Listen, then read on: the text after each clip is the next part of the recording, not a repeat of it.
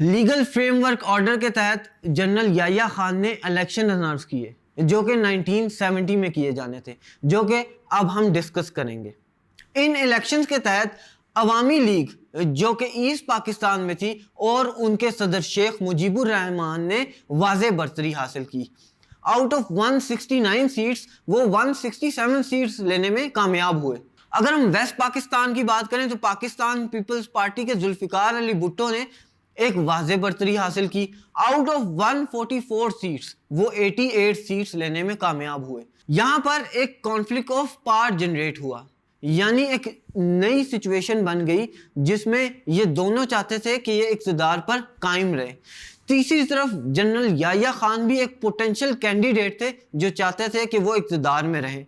यहाँ पर शेख मुजीबुर रहमान ने तहरीक चला दी और कत्लो गारत का सिलसिला शुरू हुआ। अब इंडिया ने शेख मुजीबुर रहमान को सपोर्ट करना शुरू कर दिया ताकि वो ईस्ट पाकिस्तान को एक अलग वतन बना लें। किया यह गया कि शेख मुजीबुर रहमान के घर पर बांग्लादेश का परचम लहरा दिया गया, जिससे ये साबित होता है कि वो चाह रहे थे कि ईस्ट पाकिस्तान को एक अलग वतन बना दिया जाए। एक सिविल वॉर सी सिचुएशन पैदा हो गई और कत्लो गारत का सिलसिला शुरू हो गया। यहाँ पर इंडिया का रोल बहुत ज़्यादा इम्पॉर्टेंट है क्योंकि उन्होंने ईस्ट पाकिस्तान को पाकिस्तान से अलहदा करने में कोई कसर नहीं छोड़ी। क्योंकि ईस्ट पाकिस्तान एक तरफ और वेस्ट पाकिस्तान एक तरफ थे और बीच में इंडिया आता था, तो ज़मीनी और फ़ज़ाई रास्तों में बहुत ज़्यादा दुश्वारी पेश आ रही थी।